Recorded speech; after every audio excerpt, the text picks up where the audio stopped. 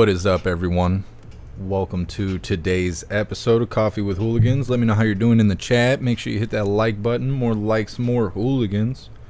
I'm going to go over the schedule. We're going to read through all the chats and make sure everything is running smoothly. So I'll be starting off today with a video titled Farmington, New Mexico Mass Shooting. 3 dead, 9 injured, including 2 officers. Then we have a video titled This is the Rot of the Justice System. Talking about Daniel Penny and his whole situation because of Jordan Neely and all that. Then we have a video titled Shocking Video Shows Soldier Appearing to Open Gate for Migrants, because we need more people to come here illegally apparently. Then we have a video titled Brandon Johnson is sworn in as Chicago's mayor. Somebody actually worse than Beetlejuice. And then we have, well, we'll be wrapping things up on the YouTube side of things with a video titled OpenAI CEO Sam Altman.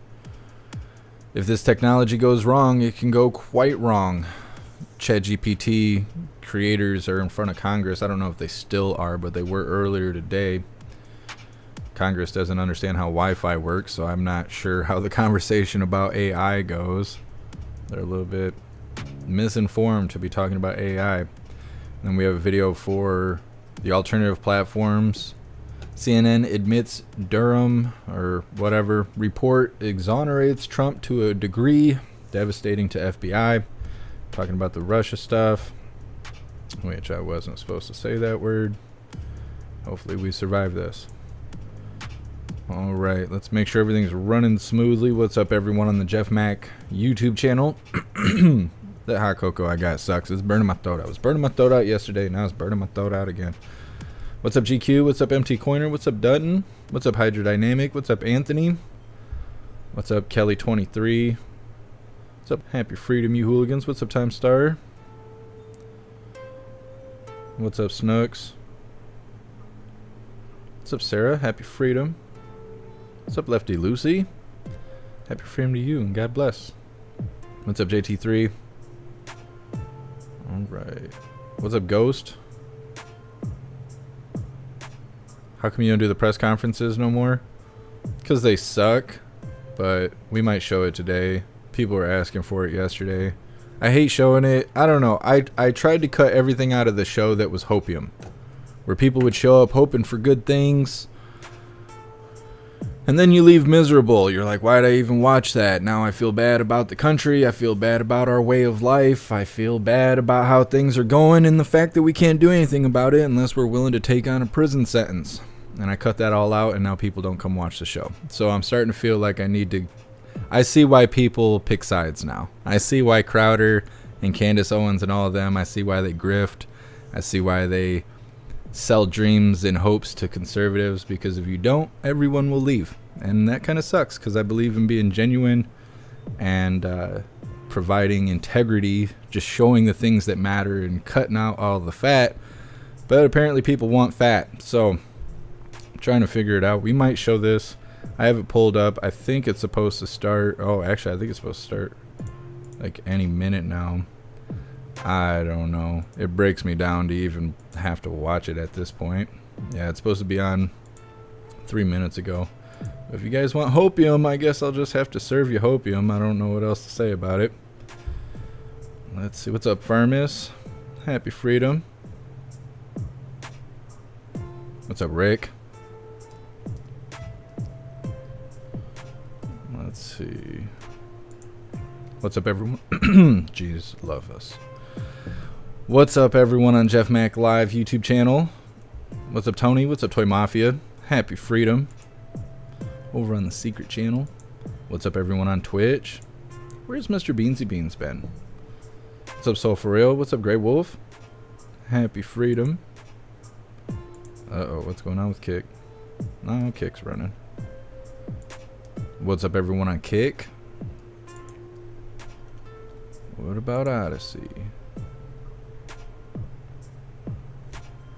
What's up, everyone, on Odyssey? What's up, Nefties? What's up, Dennis Sparks? Happy freedom. Looks like Rumble's working. What's up, everyone, on Rumble? What's up, Golf Coach? What's up, Tam Tam? What's up, Sausage King? What's up, Serum? Happy freedom. What's up, Joe? Serum, I'm at Home Depot getting my Mac on. You talking to the little girls there? Talking to those little girlies there? Every time I go to Home Depot, all the cash register people are all women. They're all women. They don't have nothing going on. They're bored. They're just looking for a tall, skinny guy like you, Serum. You know, speak sweet nothings in their ear. Go ahead and go out there and improve their day. What's up, Screaming Eagle? What's up, Amanda? What's up, Pumpkin? Happy freedom, you hooligans. What's up, everyone, on jeffmaclive.com. Alright, we're going to go ahead and get this first one started. If KJP walks on stage, we'll just pause it and deal with it as it comes. And that's what she said. So, it's a moment.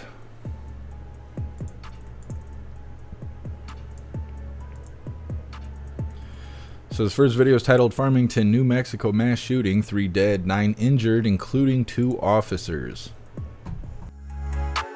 And that breaking news, at least 3 people dead and 2 police officers injured in a mass shooting in Farmington. Our team has been there all afternoon, on the ground and in the air. Video here from our Sky 7. And tonight we're hearing from those affected and the calls from first responders in the moments after the deadly shooting. We begin with Stephanie Muniz.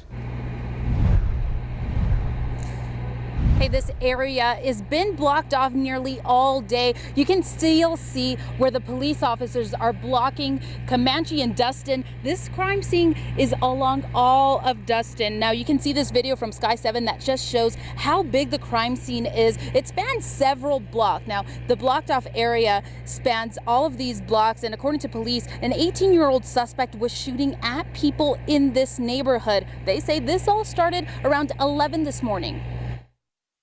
Officers responded to the area to find a chaotic scene where a male subject was actively firing upon individuals in that neighborhood. We have 4 officers from the Farmington Police Department that confronted the subject. They were able to stop his actions. Now, 2 officers were shot, 3 people died, and we know 9 other people were also injured because of this shooting. Now, police have not released any of the details or names on any of the people involved, but as we've been here, they say they're going to be releasing some video to us later tonight to try and explain and put together exactly what happened. Reporting live in Farmington, Stephanie Muniz, KWT Action 7 News. Stephanie, thank you. San Juan Regional Medical Center received 7 patients from the shooting. That includes the 2 officers. We are now hearing some of the first calls in the moments during the deadly shooting. This guy is right in front of the church. Copy, we have several down, 3 dead, multiple shots going off. I have 1 female alive. I need an ambulance. Let's go back live to Farmington. That's right. Angel Saucedo has reaction now from some very concerned residents there. Angel. Well, guys, Stephanie showed you just how wide this crime scene is, and I think another point that's important to emphasize here, this is a residential area. You'll see how many houses, and if you look up the other side of the street, you'll see even more. Take a look at this ground video that we got earlier on when this investigation was honestly pretty early on. We have Farmington Police, Farmington Sheriff's Office, as well as State Police. And because this is such a residential area, I walked around and talked with some of the folks who saw what happened. Take a listen. My body went into like a fight flight. I was like, no, I don't have anything to defend myself, so I'm gonna get out of here. I don't want to, because he was shooting this way, so I don't want to be collateral damage or something bad happen, you know. And I also spoke with a couple of ladies who, again, saw everything happen. They tell me that Farmington has changed and the police presence here has been, just about 2 months ago, they actually saw a drive-by shooting. We're going to have more on that coming up tonight at 10. I'm live in Farmington, Angel Saucedo, KOAT Action 7 News. And the governor reacting to today's shooting, saying in part this: I am grateful to law enforcement for their quick response and that there does not appear to be any ongoing threat to public safety. I have directed the state to provide whatever support the city and county need as they conduct a thorough investigation and as the community begins to heal. And the New Mexico House Republican Caucus also writing in part, senseless violence has become a norm for many New Mexico communities, and we will continue to call on the legislature to seriously address out-of-control crime with common sense reforms, mental health support, and supporting law enforcement in our states. And we'll continue to bring you the latest on the investigation, both on air and online. For updates, just download the 3. Well, it's a pretty long video for not really providing any information. They didn't say what the shooter looked like, what their motives were, what weapon they used. Did they have body armor? Were they funded by the government? They didn't say anything. Apparently it was just a mass shooting, and that's all we need to know. We don't need to know anything else. I don't know. Every day, something different. New disaster.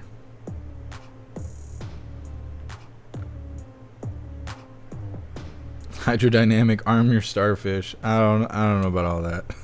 What's up, Soul For Real? Happy Freedom. What's up, Dr. No Name?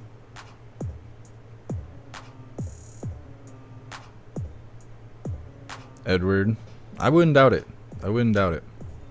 I feel like the majority of women you see out in public under, I don't know, probably 35 and under, they got an only Hooligans. Trying to sell some feet pics, make some extra money. It's just the way it is. The only way you can legally sell the goods is if you do it online. If you do it in person, you're... But, you know, if you do it online, then it's just, you're an entrepreneur. JT3, sometimes all we have is hopium. We're not fooled by it, just better than reality at times. I suppose. What's up, Wolf? Happy Freedom. What's up, Kevin? It's supposed to pour rain here this afternoon and evening. We need it bad. It's dry. Well, hopefully it's not too bad. Hopefully it's not a storm. I don't know what it's supposed to do here. It's kind of overcast right now. It was hot yesterday. I was dying. Klaus Daniels was like, why are you naked? Because it's hot. I can't handle it. Happy Freedom, Faber J. What's up, Fries? I don't know anything about European Parliament. I don't know anything going on there. What's up, Bullseye? What's up, Adam? Let's see. What's up, Bubba? Happy Freedom. What's up, Patricia? What's up, Patriots Arc? Look at everybody just popping in. What's up, Justin? We'll see if this... I'm surprised the press briefing hasn't started yet. Haven't covered KJP in quite some time. She's still late. Some things just never change. Matthew, the oldest business on earth. It's true. What's up, Annette? What's up, Nuts? Happy Freedom. What's up, Hammerhead Fred? It's been a minute. He was a white supremacist named Carlos. Yeah, probably. What's up, GOB? What's up, Scape? What's up, Salty Sabbath? Happy Freedom. What's up, Grey Wolf? What's up, Rio? What's up, Chris? I wonder if now they're sending out notifications because my strike expired. My strike expired yesterday, and now chapters work on my videos because I've been trying to put chapters on. So if you guys are late to the live, or if you see it after we're no longer live, you'll be able to watch through it without having to watch the whole 3-hour thing. If that's not what you're looking to do, trying to make things better. I need to work on the last couple lives though. What's up, Cornish? Happy Freedom. Kevin, I'm a 10-minute walk from the beach.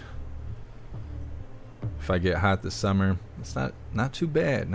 I'm like a 20-minute drive from the beach where I'm at right now. When I lived in Langton, I was within walking distance of the beach. It's been a long time though. What's up now with the seams?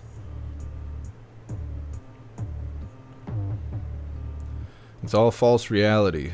So much of what we see and hear is fabricated or manipulated altogether, or at least in what we think we see. Not what it seems. Yeah. That's why I try not to show every little thing that's going on, but I don't know. I guess I need to stop filtering what we watch. Sit here for the good and the bad, I suppose. What's up, Steve? Happy Freedom. Robert Caringe, lives from the propaganda podium. Yeah, that's what we're waiting on. Let's see what this next video is. Yeah, we're gonna have to... We'll give it a couple minutes. We'll give KJP a couple minutes to hop on stage. If she takes too long, we'll just move on to the next video. What's up, Birdman? Happy Freedom.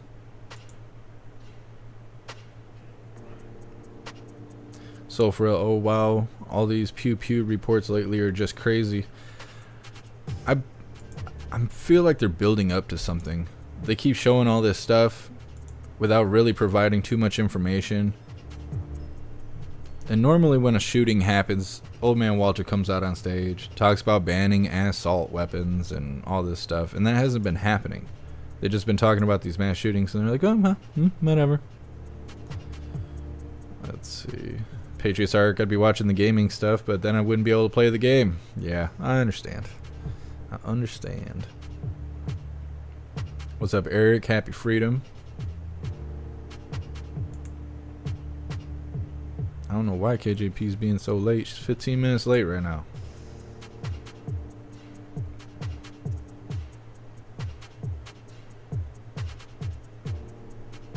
What's up, Donald?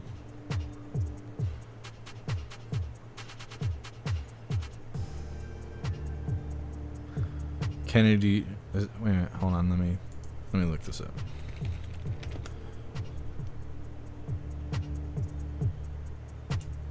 Kennedy Jr. will be switching parties. Oh, in your opinion? I was gonna say I thought he was blue team. I thought Jr. was blue team. I've only seen one speech. It wasn't. The things he was saying was fine. His presence isn't very good. At least for that speech, it didn't seem like he seemed frail. I'm like, we don't need another old man Walter.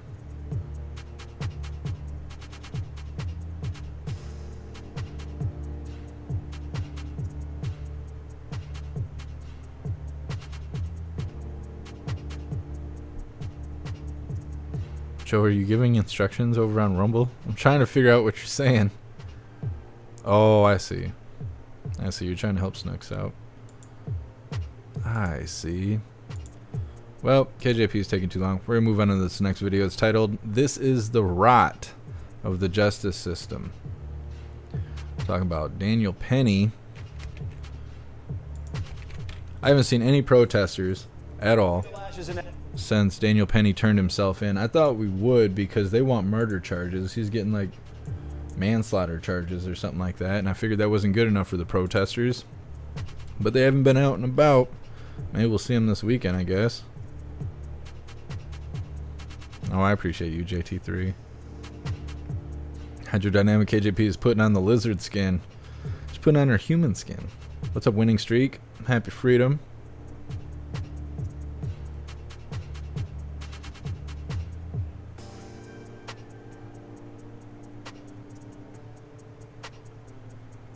Faber J's vocal cords are messed up. It sound like it. I don't know anything about him. The first time I seen him was giving a speech saying he was going to run. That was the first time I've ever seen him. I didn't even know he was a thing in the world.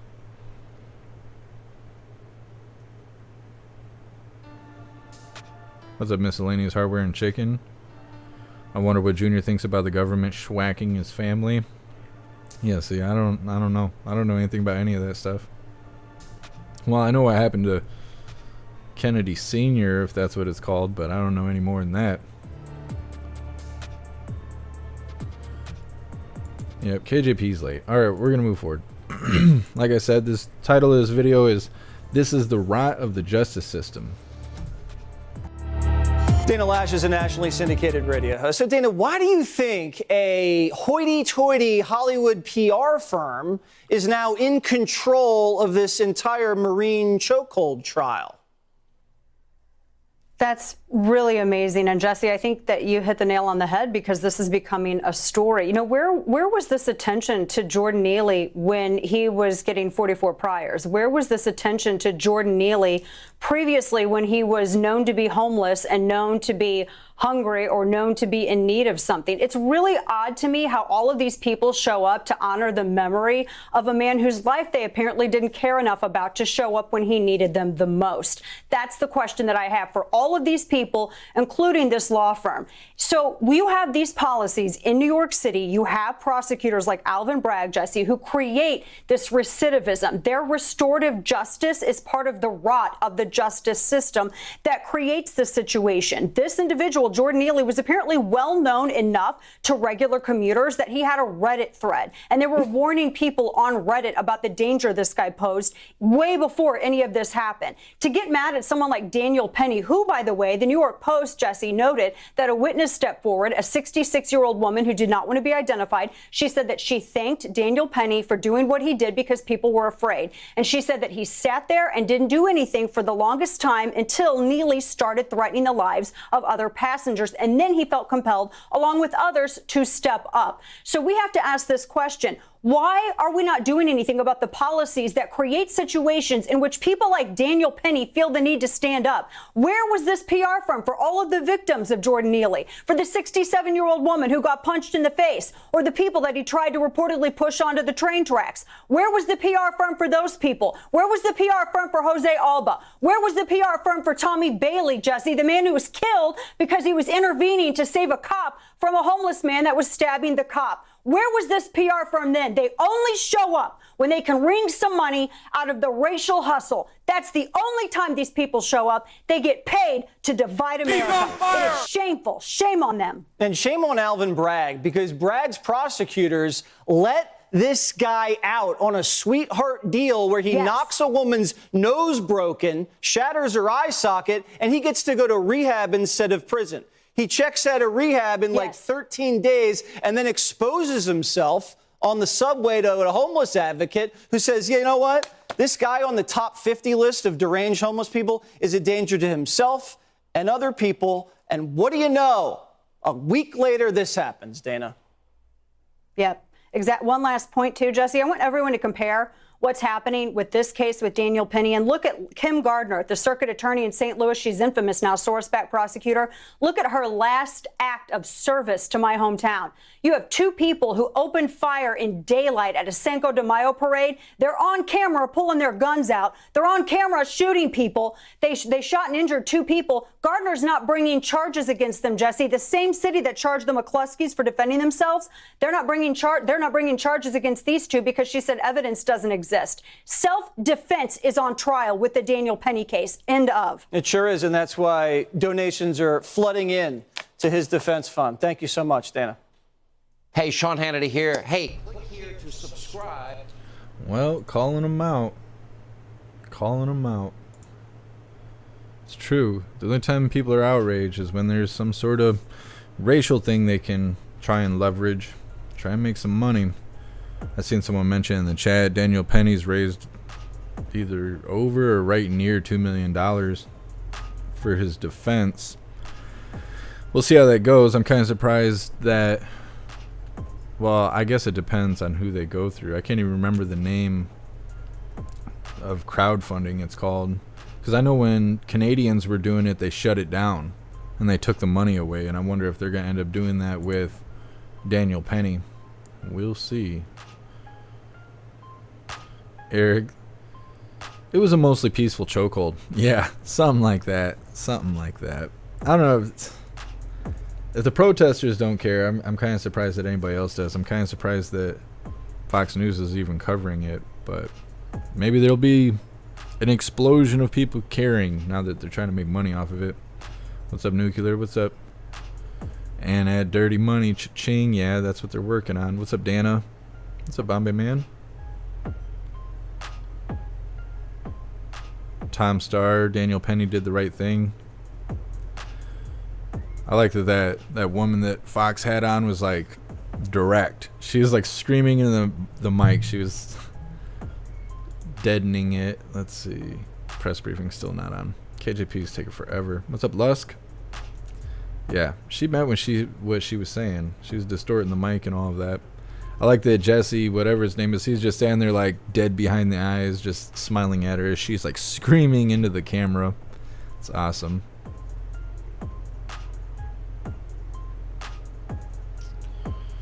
Oh, let's see. Patriots Arc, Fox News is race baiting. No, they're calling out race baiting in that video.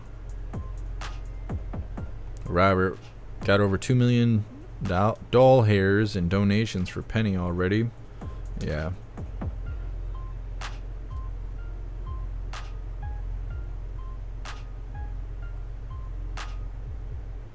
Hydrodynamic. It happens. It happens. You start mentioning KJP and then you start getting this brain fog and stuff. It happens. No worries. What's up, Robert Jr.? Happy freedom.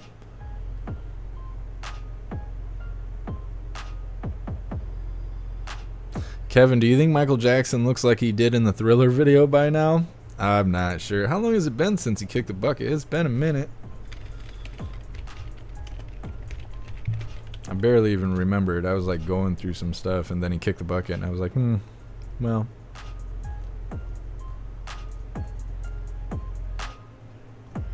when did he kick the bucket? Is it not listed? Is he still alive? What's going on here? 2000. He died in 2009? Holy moly, that was a lot longer. I thought it was just a few years ago. I was way off. Yeah, he might. By now, he might be a little worse off than in the Thriller video.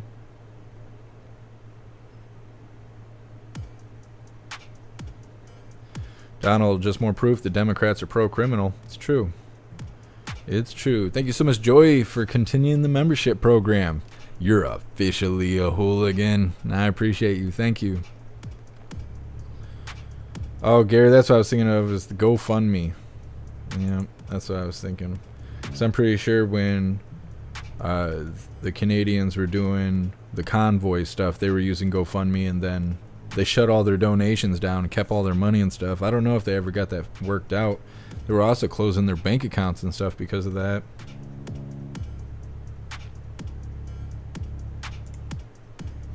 I don't know if KJP is going to be on stage. First day in a long time I was considering showing her. Now we're sitting here all jammed up waiting on her.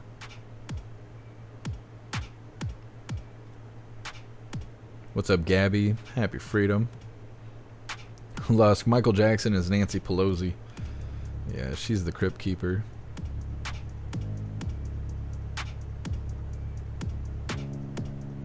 Just Michelle, breaking news, St. Louis, Kim Gardner steps down immediately, live right now. Who is Kim Gardner?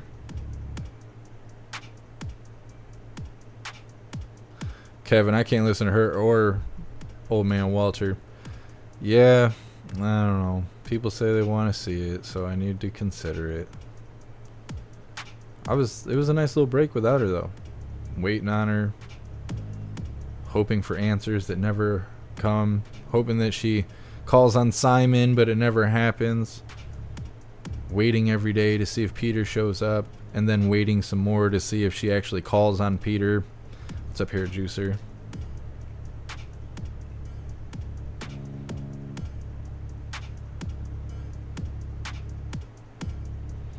Joey, Daniel Penny vowed to only use the money raised for his defense and will donate what's left to mental health awareness. Well, that's cool. Sounds like a good use of the money. What's up, Grateful Ed? Happy freedom.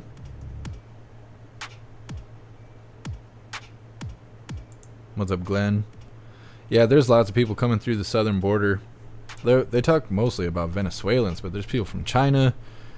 They caught some ISIS guy yesterday or the day before. What's up, Patrick? Happy freedom.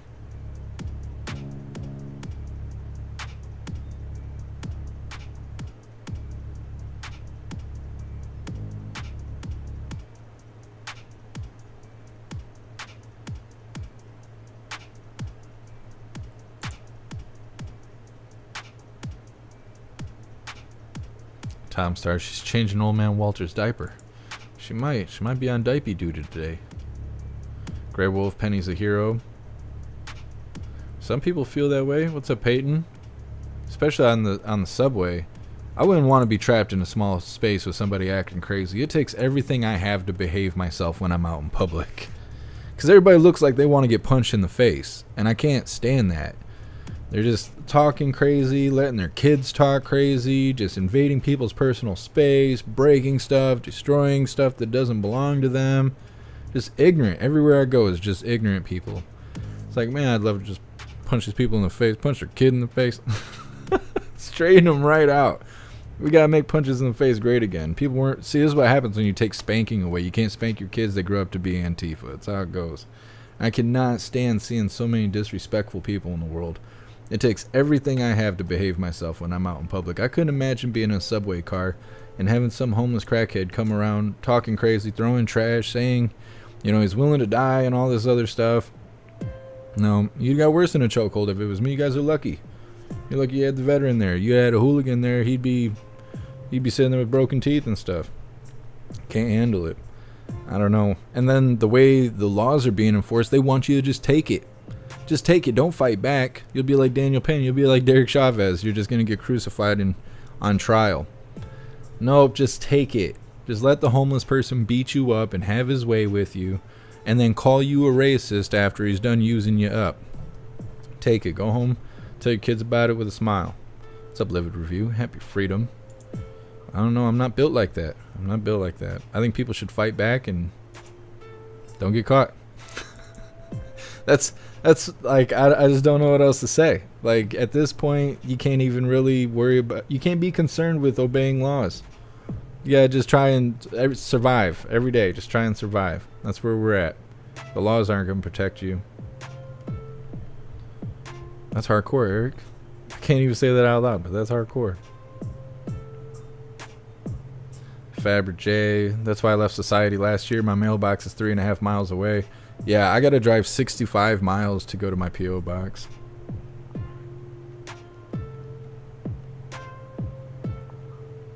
Tom Star, I'm the same way. That's why I only go out when I have to. Yeah.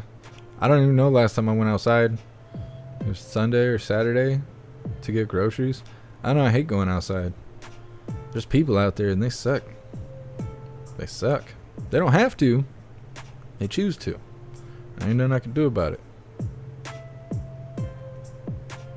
Robert, last year there were kids at Walmart I worked for spitting on customers. Oh man, I couldn't handle that. Somebody spits on me and you're getting cuffed. You're catching forearm to the teeth. It's no good. It's no good. I couldn't handle that. I don't discriminate. Your kid spits on me, it'll be the last person he ever spits on. I swear to God. You kicked my kid in the face with your boots on? I sure did. Sure did. I bet he'll never spit at nobody again. Matt, head on swivel and stay strapped, I'm saying. Oh, KJP just walked out on stage. Let's see what she has to say. She wishes she was Rihanna so bad with this haircut.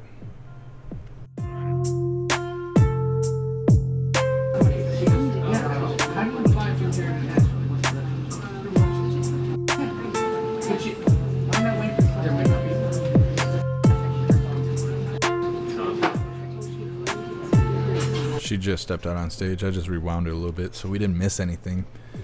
See, Jacqueline's there. No Peter today.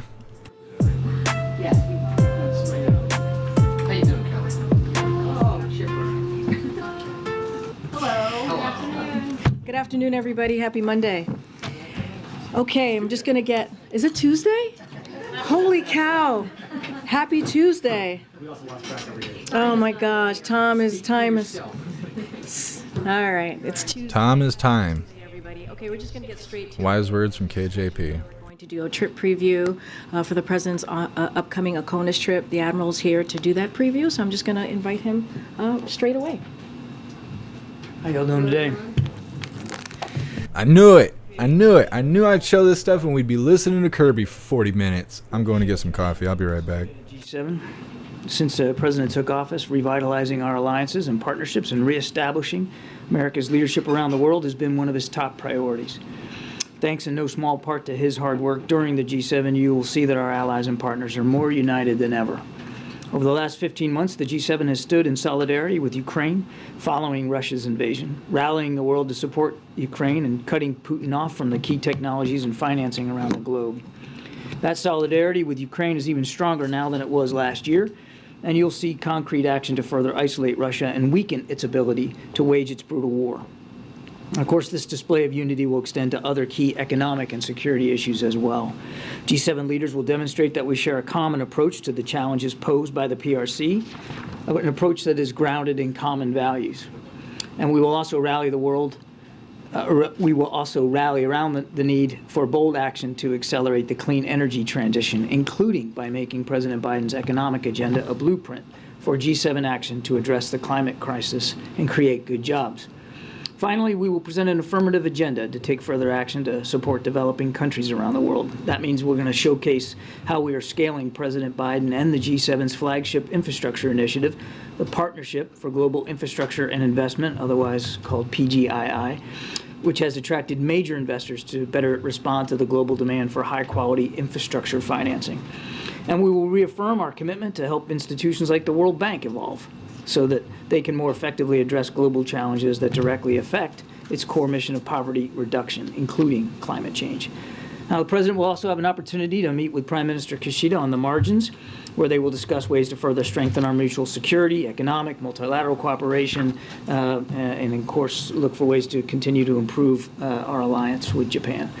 And he will also have the opportunity to meet with the leaders of the other members of the Quad, Prime Minister Modi of India and Prime Minister Albanese of Australia as well. So a very packed agenda here for the G7. President's looking forward to getting out there and having those discussions, and again showing how united the G7 really is around a common range of security challenges and opportunities. Go ahead, Steve. Just question there. You mentioned the President's going to meet the Quad leaders in Japan. Does that reflect the change to the back half of the trip? Is he not going to go to Australia anymore? That would have had the opportunity to meet with Prime Minister Modi and Prime Minister Albanese anyway at the G7. I don't have any additional changes or additional schedule items to speak to today. We're working through, thinking through the rest of the trip right now. And then, so the rest of the trip is now up in the air because of the negotiations. What I can speak to is the G7 and going to Hiroshima. The President's looking forward to that. We are we're taking a look at the rest of the trip. And this is a substantive question there. Can you speak a little bit about the implications of the debt limit showdown here at home on the President's credibility on the global stage? Is it, how can he rally the world if he can't rally lawmakers here in Washington? That's something as simple as, and fundamental as the full faith and credit of the United States. What message does that send abroad? These leaders, all leaders of democracies, they understand. I can't stand hearing Kirby talk. It's like nothing's going on inside his head. He's just reading the teleprompter. He's got the same reading skills as old man Walter. Is a key part of U.S. credibility and leadership around the world.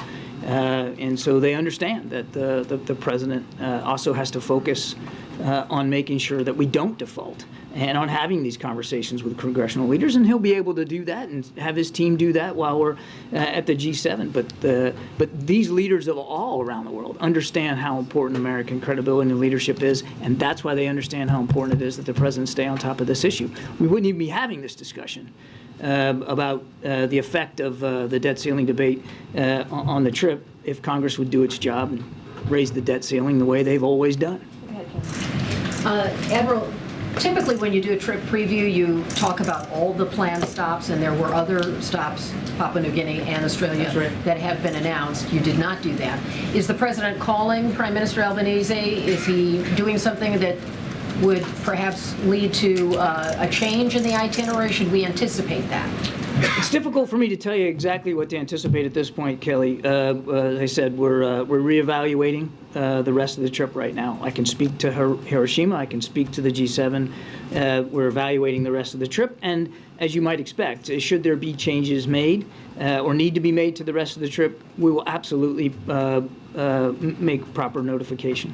And there were some calls from Republicans in both the House and the Senate for the President to adjust his foreign travel due to the debt ceiling issue. And should we assume that that is the reasoning for this reevaluation?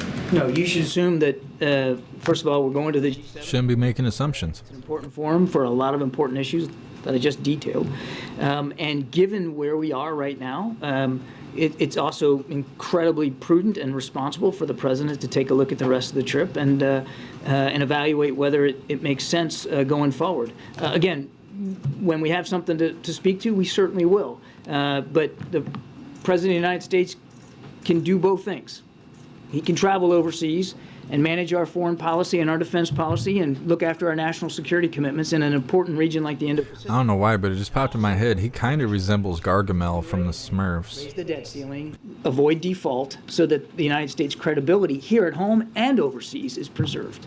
Go ahead, Well, yeah, I mean, thank you. In essence, you're sort of teasing us here over what could transpire in the next 2 hours. If this meeting doesn't go well, he's not going to Australia, is what it seems to be that you're saying. I'm not teasing anything, Ed. I'm just trying to tell you what's going on. And what's going on right now is we're helping on Air Force One tomorrow, and we're heading to Japan, and we're going to have a good meeting at the G7, and we're going to evaluate the rest of the trip, and we'll see what happens. We'll see where things go. Well, what would cause you to not go to Australia then? I'm not going to get into a hypothetical. I think we're going to evaluate where the situation is here and make a determination relatively soon. On Japan, many previous American presidents have been pressured or asked to apologize for the U.S. using a nuclear bomb over Hiroshima and Nagasaki. Does the president plan to do that when in Japan, or make any comments at all? The president plans to visit the memorial and to pay his respects to the lives of the innocents who were killed in the. Are you having a stroke, bud? But the focus of the trip, Ed, is what I just talked about in my opening statement. It's about the future. It's about getting the G7 together to talk about some common challenges and opportunities and to lay a framework down to address those challenges and opportunities together. And I think you're going to see that in the readouts and the discussions after each of these meetings. I got to take something in the back. Go ahead. Thank you.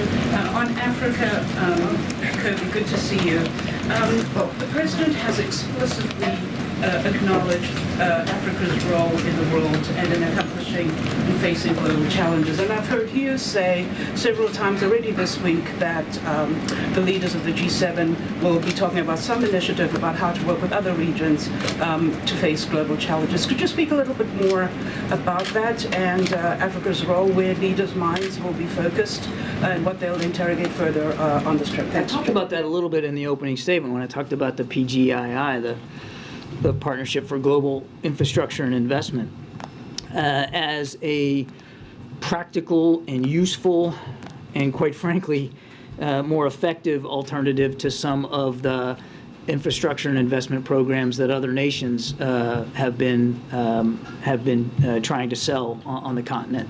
And many nations on the continent are realizing that those opportunities. It's like talking to a 4-year-old. Well, the thing, the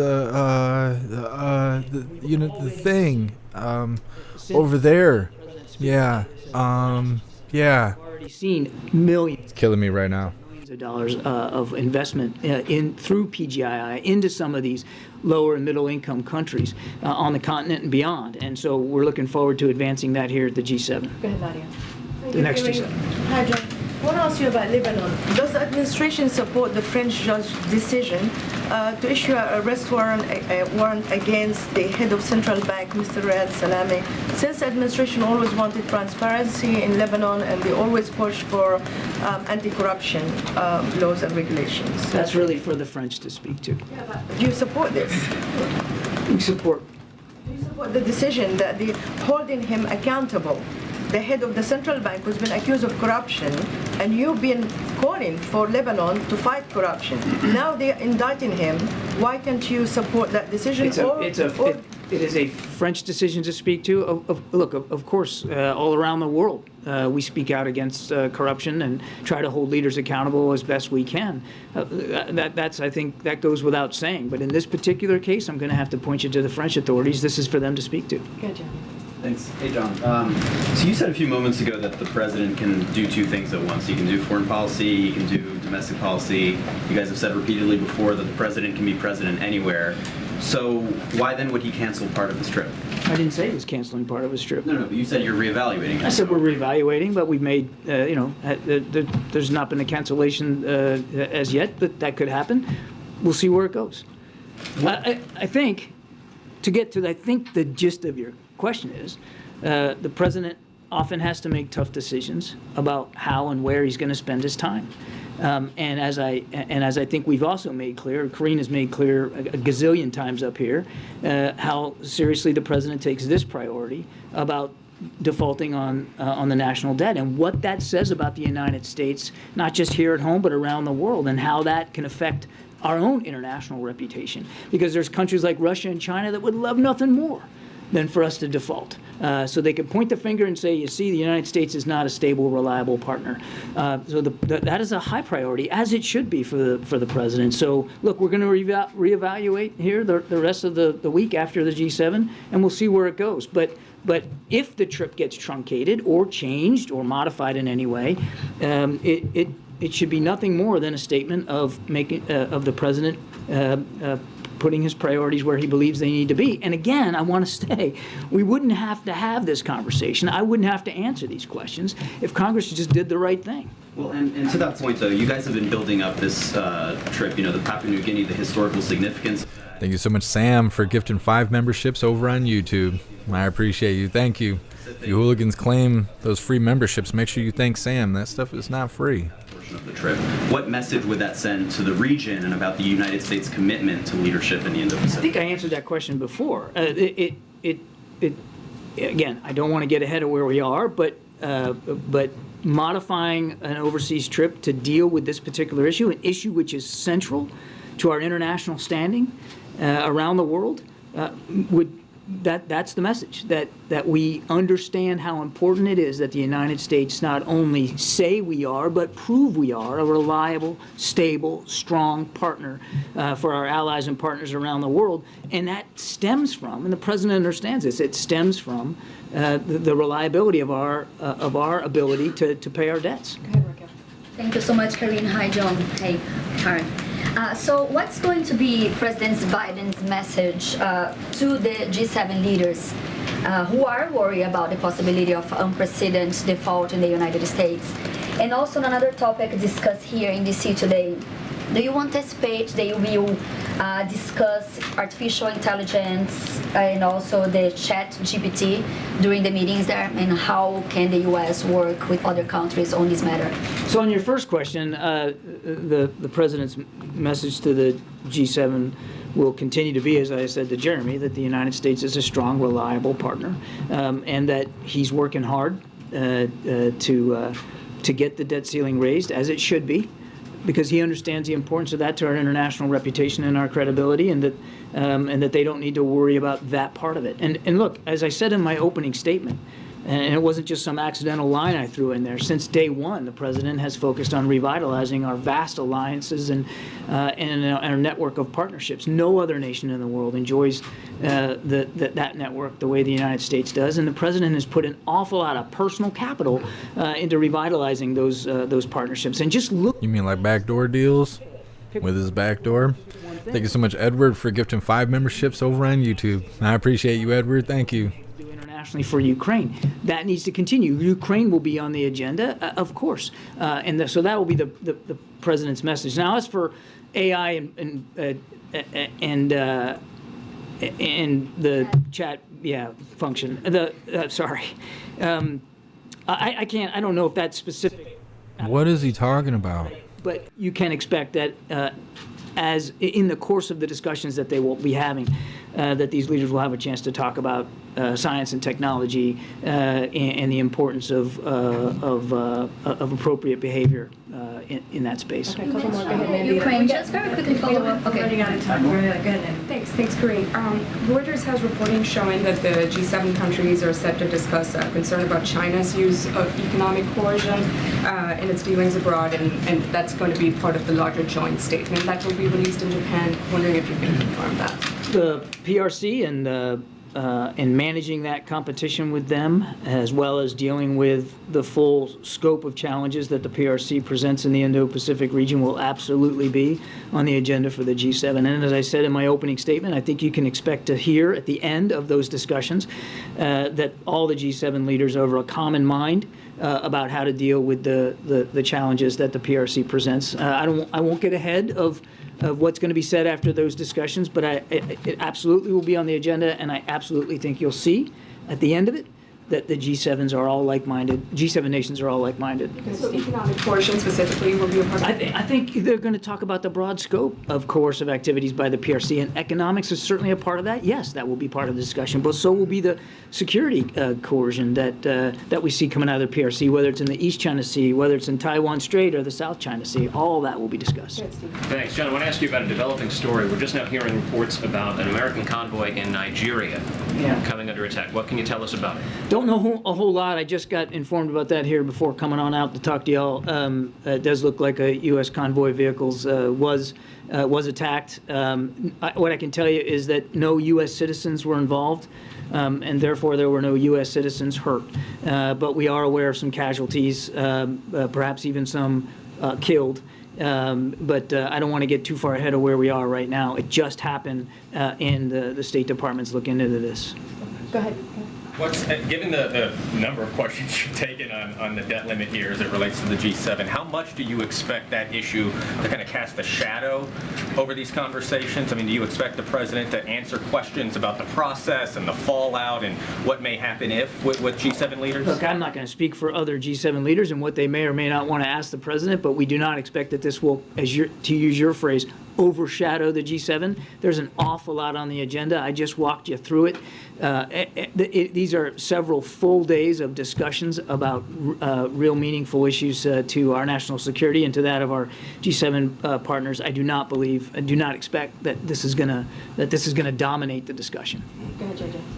Can you comment on the report that a U.S. Patriot battery system may have been damaged in Ukraine in the latest Russian missile barrage? I cannot, no. So you can't say whether, so if it were damaged, would the Ukrainians be able to repair it on their own, or would the U.S. have to? First of all, I can't confirm the reports, but you know, it would depend on the scope of the damage as to whether or not it could be repaired by the Ukrainians or whether we might need to help them. I think you know that even particularly in howitzers, oftentimes when we gave howitzers an artillery piece, firing artillery around, and many of them have been damaged in the fighting or just worn out by the fighting, and some were able to be repaired on site. Some we assisted the Ukrainians with repairs outside Ukraine. I just can't speak to this, but obviously if there was damage done to a Patriot system that needed to be repaired outside Ukraine, we would certainly assist with that. I just can't confirm it. The video that the U.S. has released asking Russian intelligence to share its secrets with the United States, why now? Why would any Russian share that kind of information? And what assurances, safety assurances, is the U.S. offering? You're talking about the video that the CIA released. It's not uncommon for them to do this, for one thing. They look for recruits, same as the U.S. Navy does, and so. All right, I'm going to put alcohol in my coffee. I'll be right back. To see if they can encourage others to help them out. I'd refer you to CIA to speak to the efficacy of that process and that program, but it's not atypical for them to do that, and frankly, it would be irresponsible if they weren't doing that. Are you offering safety assurances, though? I mean, why would... I'd refer you to the CIA to speak to the details of the program. Very much hoping that the U.S. will resume joining the TPP. Has there been any thought of that coming up? I don't have anything on the agenda with respect to TPP to speak to. This time, will you have a little chance to visit Japan? Last time you didn't get to get out of the hotel room. Me? Are you going to visit Japan, Karine? I mean, yeah. Cheers, hooligans. We'll be very busy. Okay, we have to wrap this up. Anita, you have the last question. Thank you so much, John. First of all, we just heard South African President Cyril Ramaphosa say that both presidents Made my nuggets tight. have agreed to 6-party talks with African leaders aimed at hammering out a peace deal. Just wondering how the White House feels about peace deal in Ukraine. Yeah, look, I'll say what I've said before. We would welcome any credible peace proposal put forward, even by a third party or third parties. Hang on, let me finish. Or forces in Russia right now. Let me finish. We would support any third-party peace proposal as long as it can be seen as credible, enforceable, and sustainable. And for those three things to be the case, it's got to be supported by President Zelensky and the Ukrainian people. Nothing about Ukraine without Ukraine. I've said it a million times. We'll keep saying it. We're not poo-pooing other peace proposal opportunities as long as they can be credible and sustainable and enforceable. And again, that means that the Ukrainians have to be 100% behind it. And it has to start with Ukrainian perspectives. It has to start with the UN Charter being a foundational element. He's just talking out of his ass. Thank you so much, Edward, for gifting another 5 members. Oh, no, that's my bad. Thank you so much for continuing the membership program for 5 months. You're officially a hooligan. If you can capture some footage, definitely send it my way. That would be awesome. I'm just, last time you said that the U.S. does want to see a stable Pakistan. Of course. Things are getting from bad to worse to Anything update about that? And second question. When you say bad to worse, what are you referring to exactly? 7,000 political party workers have been arrested. Journalists are missing. I mean, this is all happening. Supreme Court, there was yesterday a protest in front of the Supreme Court, you know, so... We want to see Pakistan be a success, and we want to see Pakistan, the government, live up to the strongest aspirations of the Pakistani people. Pakistan is an important partner in the region. They're suffering from the threat of terrorism every single day. And we're mindful of the challenges that they're facing politically and economically as well. And in the United States, they'll continue to find a good friend. Thanks. Thank you so much, Admiral. Appreciate it. Oh, is KJP going to talk now? Minutes left. Zeke? So the president over the weekend made the news when he said that he was open discussing work. Is she gaining weight? As part of this negotiation with Republicans that's underway. So can you clarify exactly what the president is negotiating on here? Thank you so much, Glimmer of Freak, for continuing the membership program for 26 months. You're officially a hooligan, and I appreciate you. Thank you. People's health care, health coverage. So that is incredibly important to the president. He's been very consistent about that.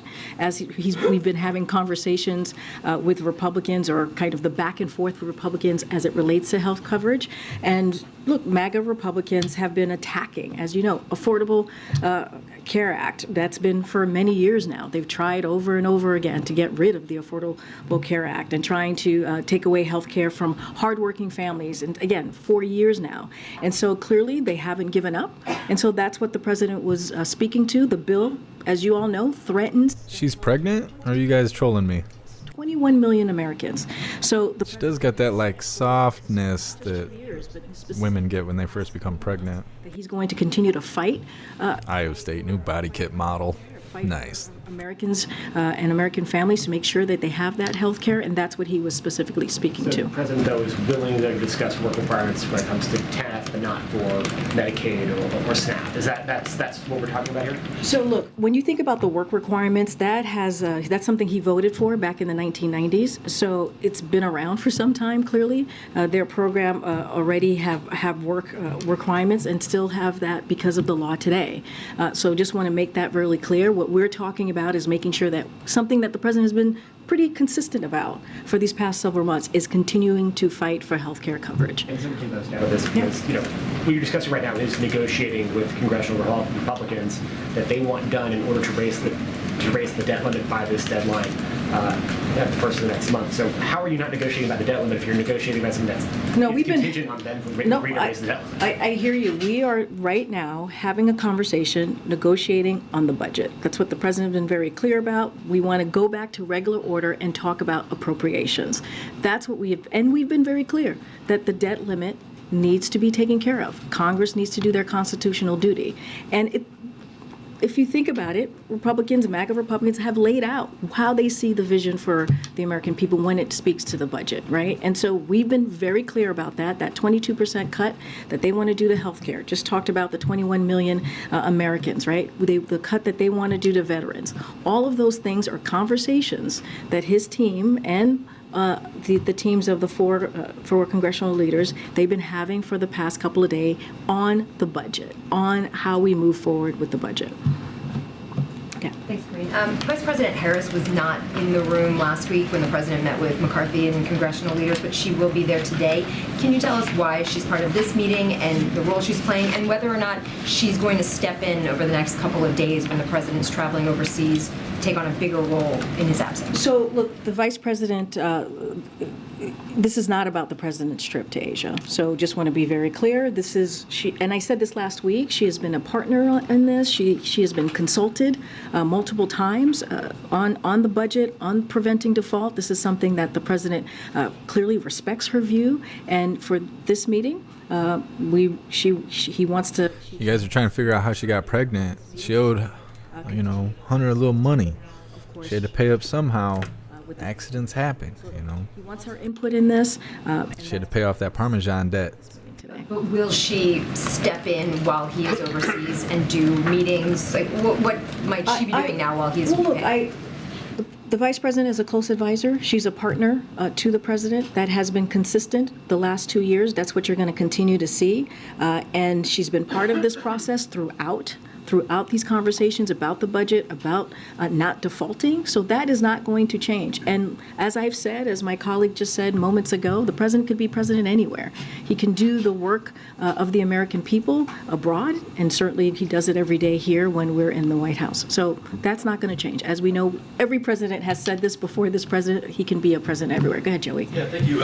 What is the White House's response to concerns already expressed from progressive Democrats that President Biden is giving too many concessions and debt ceiling talks with Republicans? Zeke noted the consideration of expanded work requirements for some federal aid, the future spending on future spending caps on discretionary funds that has been discussed, as well as permit reform. All this we're hearing is coming out of these debt ceiling talks. So I'm going to be very careful. I'm not going to negotiate from the podium. As you know, there's going to be a meeting very, very shortly that the president's going to have with the 4 leaders, and also the president's team has been, and the congressional members, their team have been meeting for the past several days, and it's been, as we see it, very productive. This is a president has been around the block a few times, right? When you think about negotiations, he knows how to make deals. He knows how this works, and there's no one more experienced in knowing how to get this done. And if you look at the record of this president, if you think about the Inflation Reduction Act of the last 2 years, you think about the gun safety legislation, you think about the PACT Act, you think about the bipartisan infrastructure legislation that's clearly now law. Those are things that shows that the president understands how to get through these negotiations, how to bring people to the table, and that's what you're going to continue to see from this president next, at least today. We'll see what happens. Okay. Thanks, Karine. I just wanted to ask what you guys felt about some of the timing that has been discussed, with Republicans saying they need that a deal would need to be. When did they switch out the sign language person? Obviously, the president knows Congress well. Do you agree with that timing? Do you feel there's more time? I mean, look, we've been very clear. This is, when it comes to the debt limit, that's something that should have been done a while ago. We've been very clear about that. The fact that Republicans in Congress, MAGA Republicans, are threatening default. Didn't the Republicans in Congress make an offer and they're waiting on old man Walter, or has something else happened since then? Since 1960. And so this should have been done some time ago. And so if they are so concerned about the timeline, then they should get to work and do their constitutional duty. Do you feel like there is a chance, or how much of a chance is there that you guys could reach an agreement by the weekend? You know, obviously the president would be in Asia. This coffee is strong. Could you reach the agreement do you have any level of confidence that you could finish by this weekend? So look, I'm not going to get into hypotheticals. The president is going to be meeting with congressional members in the next 15, 20 minutes. Look, the way that we see this process going, as you asked me about a deadline, a timeline, it should be done right now. Sooner the better. We should get this done. There's no reason for Congress to wait any longer to do their job. There's no reason to be waiting. And just a couple more. We heard from economists, the urgency from economists, business leaders, including small business leaders across the country, and more CEOs. We've heard from them saying how catastrophic this could be if Republicans get their way. So Congress needs to prevent default, and they need to do it before the X date, and that is critical, and that is key, and that is important to do. Go ahead, Jeremy. Thanks, Karine. Last week when the president met with the congressional leaders, most folks emerged from that meeting saying this was essentially both sides restating their positions, not much progress was made. Can you set expectations for today? How much progress do you expect to be made? Do you think that there will be more progress than there was last week? So I'm not going to get ahead of this meeting, certainly not going to get ahead of what's going to come out of it. I will say this. When you think about the 4 leaders, what they came out and said, 3 of the 4 said that we needed to avoid default. So why does the sign language person look upset? About avoiding default. And so that's also very important, and that's also really key, and that's what the president has been stating over and over and over again. And so we'll see what happens. The meeting's is gonna kind of happen in the next 20 minutes or so, right after this briefing is done, I presume, and we'll let the leaders talk amongst themselves, and the president's going to make it very clear that they need to do their job and do their constitutional duty. And then following up on something Zeke was asking about, you've said that the White House isn't negotiating over raising the debt ceiling, but the president and his team have been actively negotiating with Republican congressional leaders over spending. They're rushing to get a deal before June 1. How is that not negotiating over default? The way that we see these conversations, and we continue to be clear, default is not negotiable. It should be done without conditions. That has not changed with us. We are having conversations about the budget. We are having conversations about appropriation, which is regular order, which is what is supposed to be happening year after year. This is the conversations that have occurred. That wouldn't be happening till September, right? So what is the time pressure on doing negotiations now over spending? Look, there are many examples of simultaneous conversations on spending and preventing default. That is nothing new. What we're saying is that they should not connect the two, that they should get the job done, and that we're going to have the conversation about budget, and we're going to continue to say, hold the line here and be really, really firm, and say that negotiating on default is not an option. And so that's what the president has said. You've heard from him directly over the last couple of days, as many of your colleagues have had the opportunity to ask him that very question. You're hearing from the president of the United States, who has said that this is not about the debt limit. There's no. Well, we've allowed a troll in here. If you hooligans are hungry, I'll let them live for a while. Thank you, Karine. The White House keeps saying that Republicans are manufacturing a crisis by refusing to do a clean bill to raise the debt limit. Right now, the nation's debt exceeds 100% of its GDP. This has happened twice in U.S. history, once during World War II and once now over the last couple of years. How is it not a crisis when the country literally owes more than it's worth? You should ask the Speaker this question. This is his job. This is his constitutional duty to move forward and get the debt limit done. That is a question for him. They are the legislative, it is a co-equal branch, as you know. They are the legislative body, and this is what they're supposed to do. That is a question, seriously, that is a question for the Speaker and the MAGA Republicans who are literally holding our economy hostage. I have to move on. Edward, it's not your baby? Her baby's not half hooligan? That's disappointing. Reaction to Special Counsel Durham's report on how the FBI handled the Trump-Russia probe. I would leave it to the Department of Justice to speak to. The president talks often about how he wants the DOJ and FBI to remain independent and above the fray. That report seems to reflect the opposite. Does he agree with Special Counsel Durham that there needs to be wholesale changes at the FBI? Again, that is with the Department of Justice. That's not something that I'm going to speak from the podium. As you just stated in your question, we believe in an independent Department of Justice. That's what the president said when he was running, and that's what the president has said the last 2 years. Thank you so much. I'll see you guys in Japan. Prostitute. Well, that was informative. That was something. They should just make Kirby the new press secretary. He does more talking than she does. She doesn't do anything. Points fingers. We'll call on you. We got your question already wrote down in a pre-wrote answer. Ready to go. Alright, moving forward. We have a video titled Shocking Video Shows Soldier Appearing to Open Gate for Migrants. We didn't have enough people here illegally. They had to let a few more in.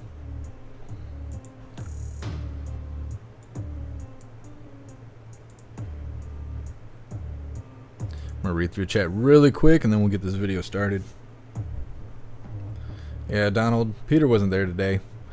It was just Jacqueline, and she actually got called on because Jacqueline and KJP, they don't get along. They do not get along. Robert Potato got KJB pregnant. I figured it was Hunter, and then I thought maybe it was Edwards, but then he just said no, so then the disappointment sets in. I thought there was some hope that she'd crap out a half a hooligan, but no. It's probably just going to be some drugged out, Parmesan smoking, corrupted infant related to old man Walter. That's probably what it is. Finn, when the questions get too tough, bug out. Yeah, I seen everyone asking if she was going to be asked about the where is it? The Durham thing, whatever, about Orange Eagle. I figured if she got asked, she wouldn't answer. She would not drop an answer. Salty Sabbath, you got him blocked. I have to pass all his comments so you guys can even see him. You can't even see the troll because they're not doing a good enough job to even get to the chat. YouTube is blocking them. What's up, Barbification?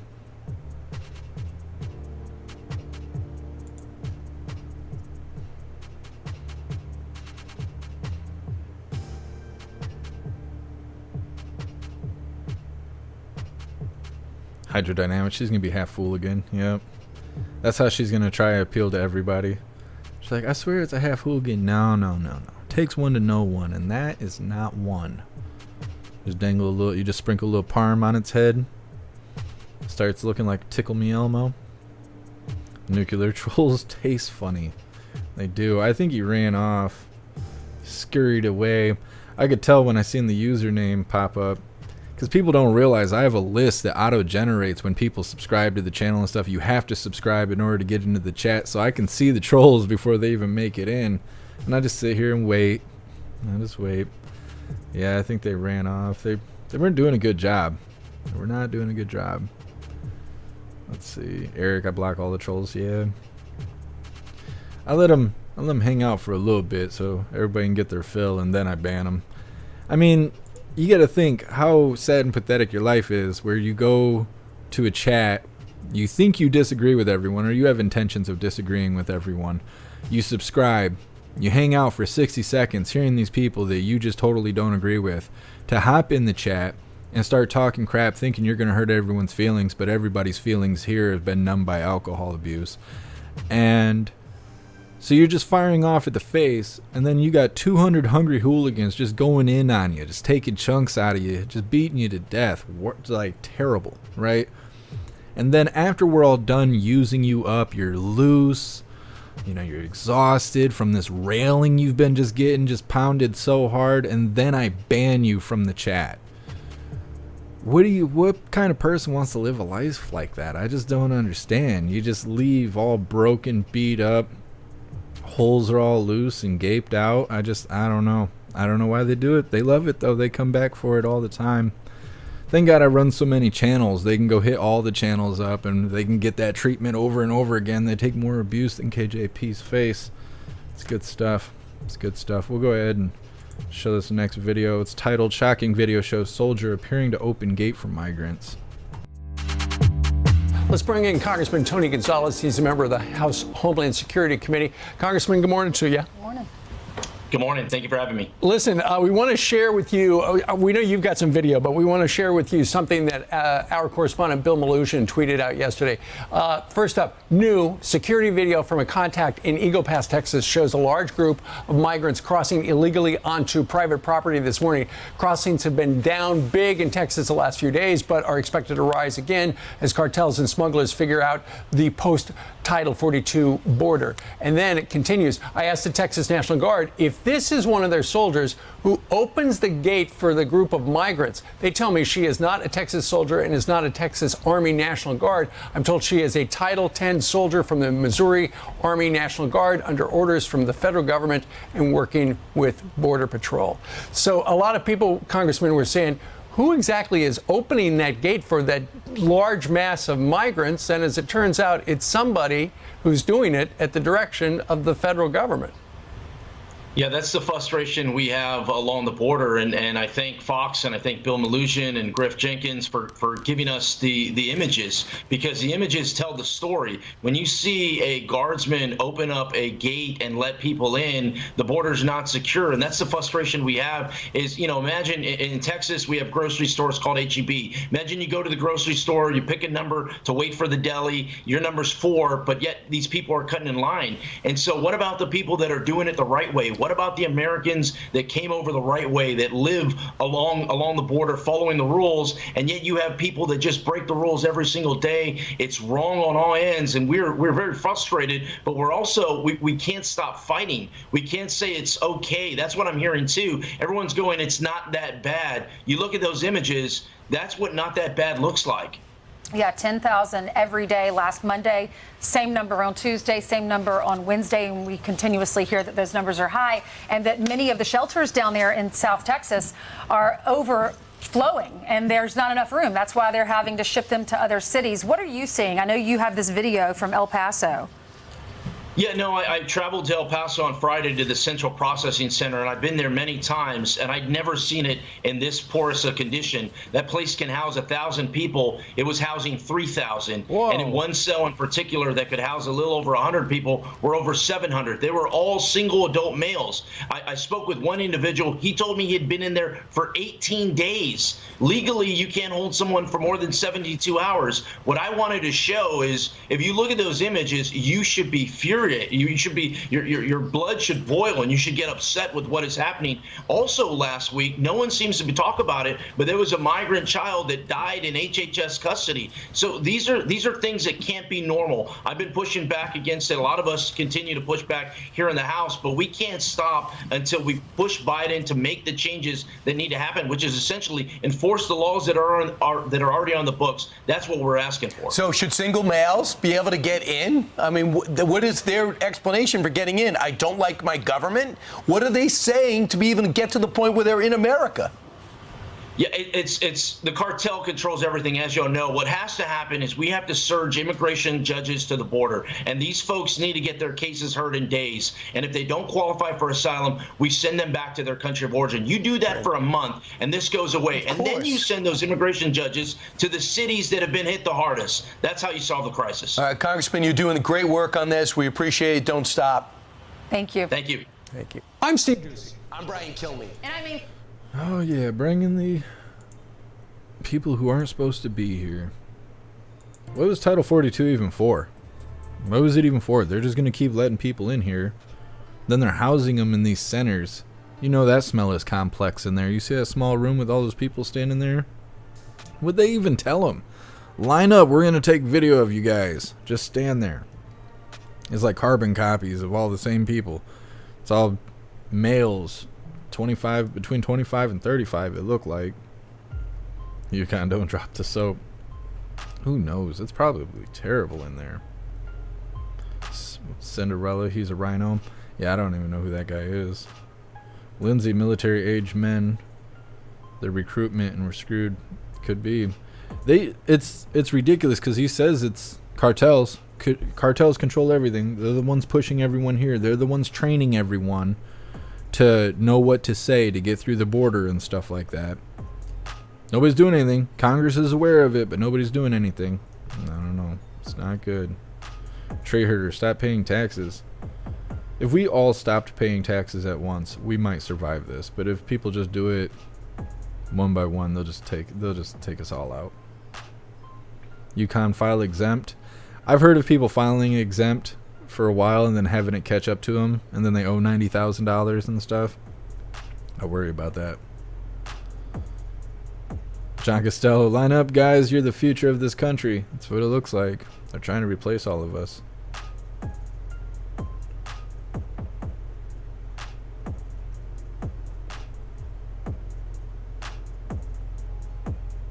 Their coffee is so strong.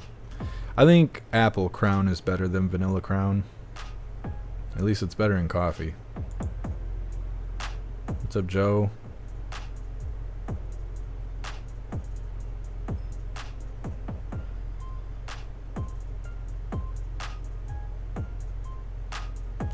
Joe, just watch a live of Yuma. Hundreds coming in. You can hear them coughing. Clean sneakers too. Yeah, they're all wearing Jordans and stuff. They're all wearing shoes I can't even afford. Hey, thanks for stopping in, Soul For Real. Thank you so much, Mr. Beansy Beans, for gifting 2 subs over on Twitch. I appreciate you, Mr. Beansy Beans. I was wondering where you were. I got the bully game, but it was like unplayable. There was a bunch of issues and I couldn't take the music off to be able to play it on the live because it didn't work. Turn the music off, you could still hear it. Turn the music volume down, you could still hear it. It was the first game I actually got a refund on. It was unplayable. So that's unfortunate. I was going to tell you about that, but I ain't seen you. Let's see, just reading through the chat. Foxy15, kick her out, dishonorable discharge. Yeah, are they even going to hold that person accountable? Probably not. They're probably following orders to some degree. Thank you so much, Prairie Wind, for that $20 donation. I really appreciate you. Thank you so much.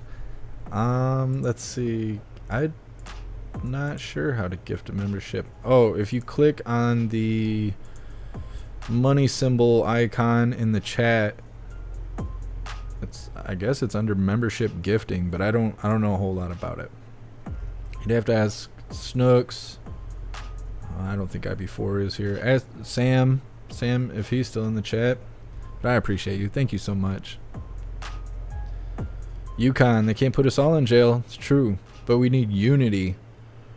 If just a few of us stop paying taxes, just a few of us will be in prison.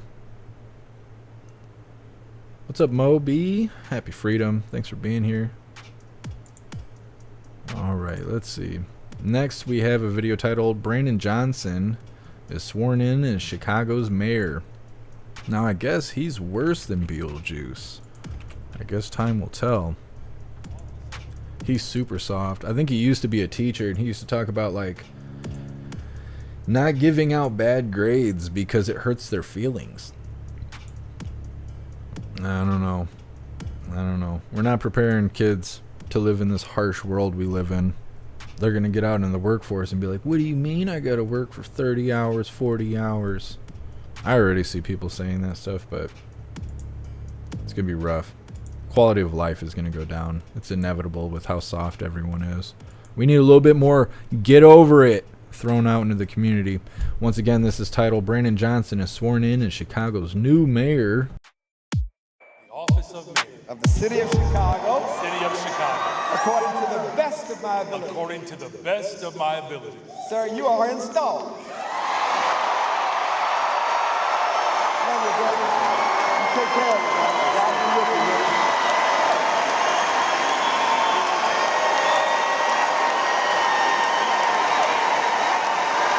This guy looks a little flamboyant.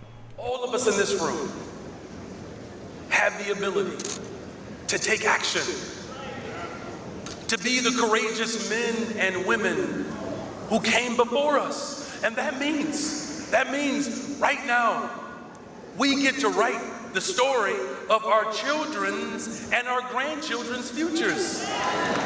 And we get to do that together. And what will that story say?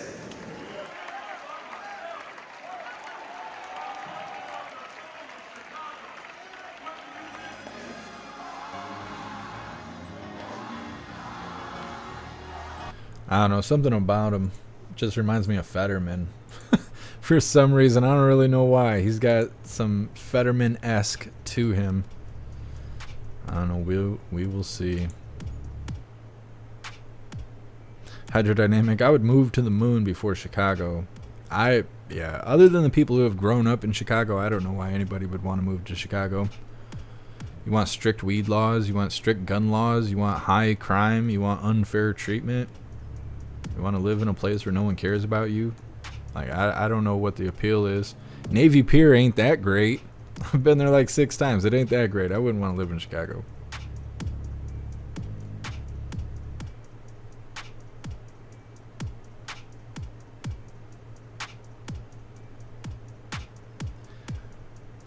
Yep, I'm waiting to see how he does. I'm not sure. Is he just like taking over the position now? Because we just covered a video yesterday, I think, that had Beetlejuice in it, in decisions she's been making. Like, when does the transition happen? Yeah, Wade, you're right.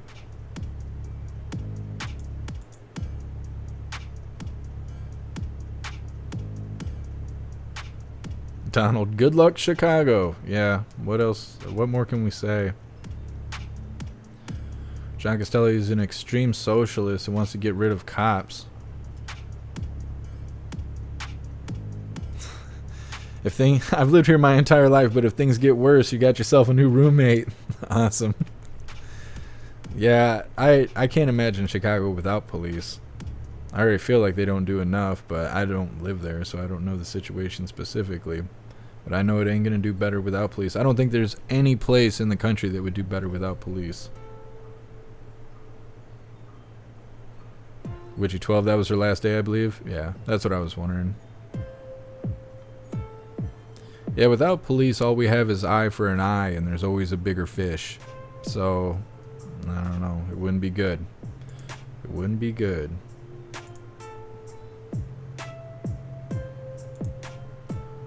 reading through the chat. What's up, Gonzo? Happy freedom.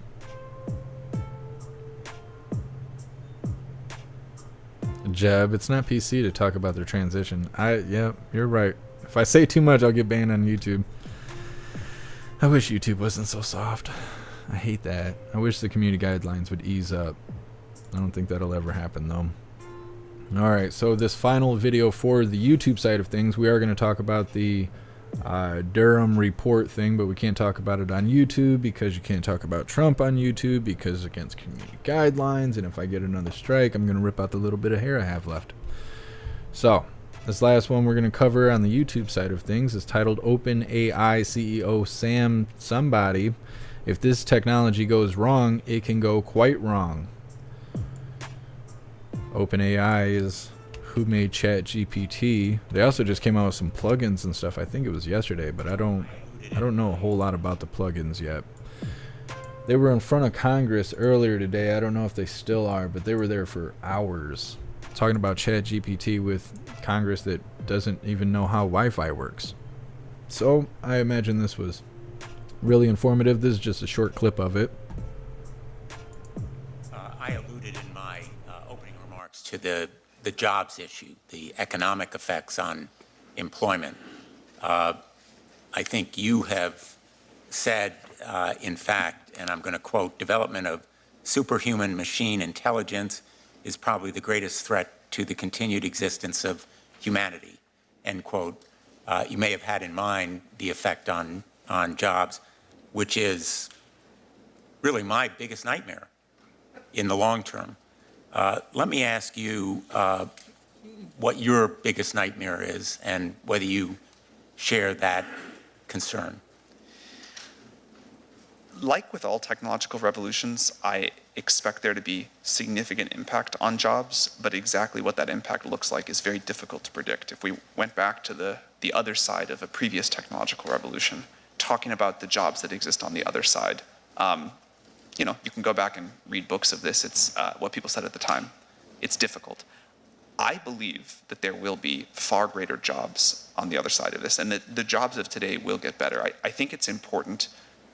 First of all, I think it's important to understand and think about GPT-4 as a tool, not a creature, which is easy to get confused, and it's a tool that people have a great deal of control over and how they use it. And second, GPT-4 and other systems like it, are good at doing tasks, not jobs.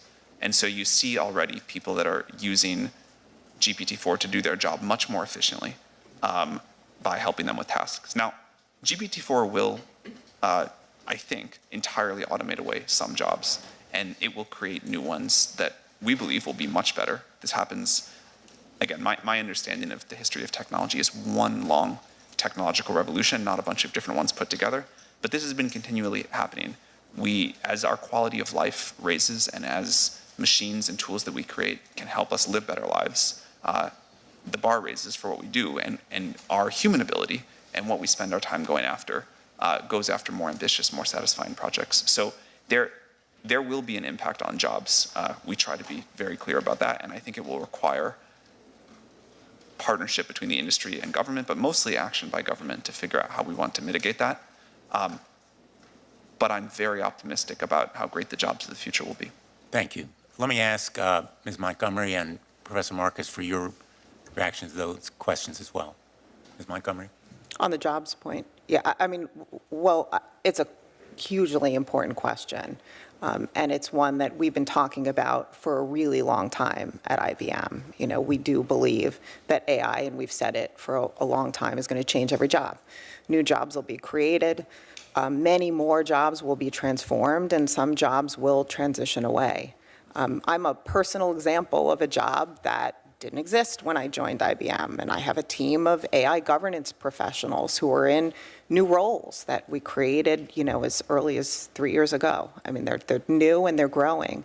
So I think the most important thing that we could be doing and can and should be doing now is to prepare the workforce of today and the workforce of tomorrow for partnering with AI technologies and using them. And we've been very involved for years now in doing that, in focusing on skills-based hiring, in educating For the skills of the future, our Skills Build platform has 7 million learners and over 1,000 courses worldwide focused on skills, and we've pledged to train 30 million individuals by 2030 in the skills that are needed for society today. Thank you. Professor Marcus? May I go back to the first question as well? Absolutely. On the subject of nutrition labels, I think we absolutely need to do that. I think that there's some technical challenges and that building proper nutrition labels goes hand in hand with transparency. The biggest scientific challenge in understanding these models is how they generalize. What do they memorize and what new things do they do? The more that there's in the data set, for example, the thing that you want to test accuracy on, the less you can get a proper read on that. So it's important, first of all, that scientists be part of that process, and second, that we have much greater transparency about what actually goes into these systems. If we don't know what's in them, then we don't know exactly how well they're doing when we give something new, and we don't know how good a benchmark that will be for something that's entirely novel. So I could go into that more, but I want to flag that. Second is on jobs. Past performance history is not a guarantee of the future. It has always been the case. Look at the guy in the background with that 80s mustache. New jobs, new professions. Waiting for some of that adult music to play. I think this one's going to be different, and the real question is over what time scale. Is it going to be 10 years? Is it going to be 100 years? And I don't think anybody knows the answer to that question. I think in the long run, so-called artificial general intelligence really will replace a large fraction of human jobs. We're not that close to artificial general intelligence. Despite all of the media hype and so forth, I would say that what we have right now is just a small sampling of the AI that we will build. In 20 years, people will laugh at this, as I think it was Senator Hawley made the but maybe Senator Durbin made the example about this. It was Senator Durbin made the example about cell phones. When we look back at the AI of today, 20 years ago, we'll be like, wow, that stuff was really unreliable. It couldn't really do planning, which is an important technical aspect. Its reasoning abilities were limited. But when we get to AGI, artificial general intelligence, maybe let's say it's 50 years, that really is going to have, I think, profound effects on labor. And there's just no way around that. And last, I don't know if I'm allowed to do this, but I will note that Sam's worst fear, I do not think, is employment, and he never told us what his worst fear actually is, and I think it's germane to find out. Thank you. You kind of Freddie Mercury stand-in? That's hilarious. Cares to respond? Look at Josh Hawley. We have tried to be very clear about the magnitude of the risks here. Sitting next to the Crypt Keeper. I think jobs and employment and what we're all going to do with our time really matters. I agree that when we get to very powerful systems, the landscape will change. I think I'm just more optimistic that we are incredibly creative and we find new things to do with better tools, and that will keep happening. My worst fears are that we, the field, the technology, the industry, cause significant harm to the world. I think that could happen in a lot of different ways. It's why we started the company. It's big part of why I'm here today and why we've been here in the past and we've been able to spend some time with you. I think if this technology goes wrong, it can go quite wrong, and we want to be vocal about that. We want to work with the government to prevent. Yeah, the whole reason that they're in front of Congress is because they're trying to find ways to regulate and restrict artificial intelligence. But you know what that means. That's just for us. We'll get the restricted version. They won't. That's where it'll be. They were there for 2+ hours when I seen them live earlier today. I don't know. I don't know. ChatGPT is wild, though. I use it all the time. I use it more than Google now, because Google will only show you links to articles and websites where you got to go do your own digging. So if you're trying to understand how something works, Googling something is just like going to the library. You're just looking at all the books. Just because you're looking for a specific book and find the book doesn't mean that you've already read the book. You have not consumed the information. They're just pointing you in the right direction. That's what Google does. Well, it's not necessarily the right direction, but they point you in a direction. Where ChatGPT will just give you some sort of answer. So you immediately will get some sort of understanding for what you're looking for. But it is biased. It is heavily biased. If you look up political stuff or you want to know about white privilege and stuff like that, it will tell you. It will tell you about how you should feel bad about your skin color and all that stuff. It is very biased. I'm waiting for Elon's version to come out, Truth GPT. We'll probably have to pay for it. God only knows. Well, that was the last video we have for the YouTube side of things. We're going to do the spiel deal, and we'll do the Pledge of Allegiance, and then we're going to wrap things up for YouTube. I'm going to post the links here in a second for all the alternative platforms. That way you guys can make your way over. We're going to be covering a video titled CNN Admits Durham Report Exonerates Orange Eagle to a Degree in Devaluating to the FBI. So give me a second here, grab these links so you guys can make your way over to the alternative platforms to watch the rest of the live. But we will do the Pledge of Allegiance and the spiel deal before we move over.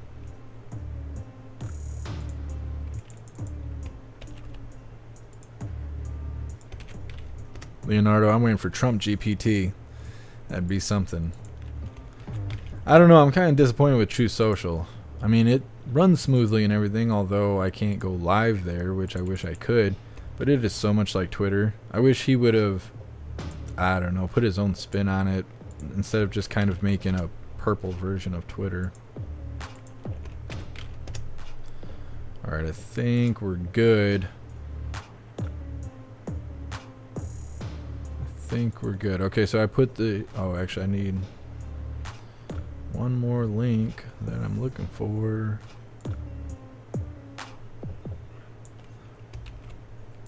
Alright, so I put the link in for Rumble, then I put the link in for Odyssey, then I put the link in for jeffmaclive.com.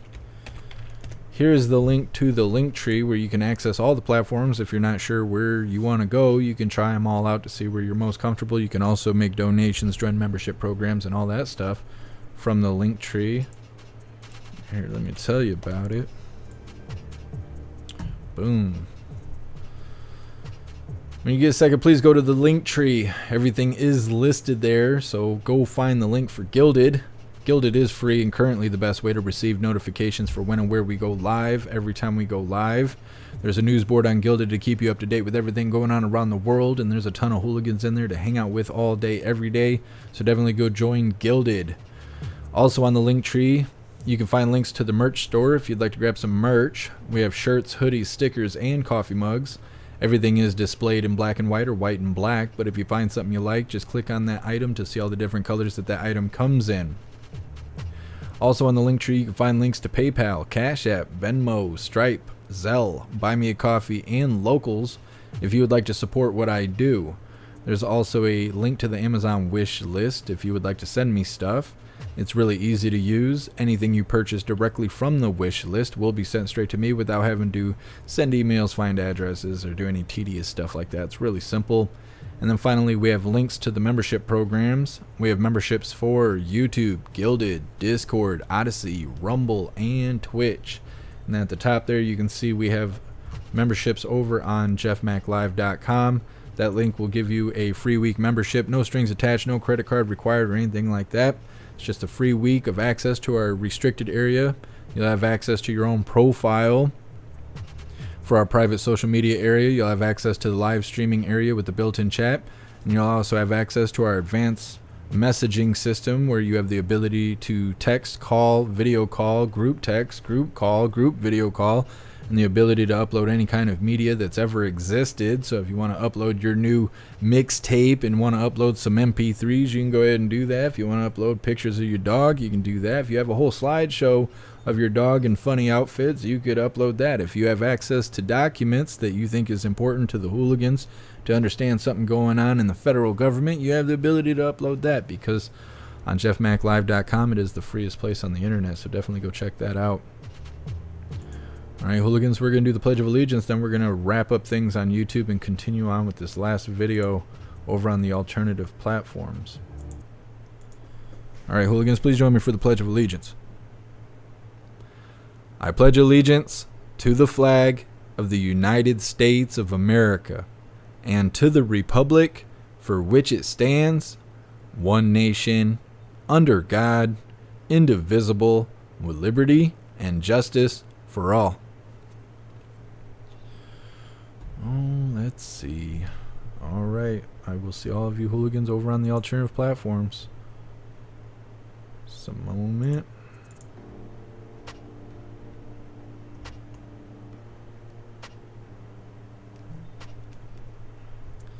Come on, thing.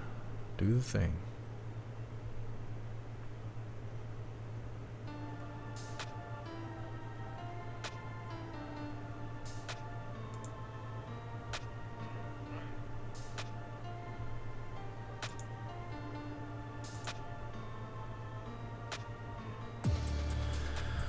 Oh, come on, software. Are you refusing to stop?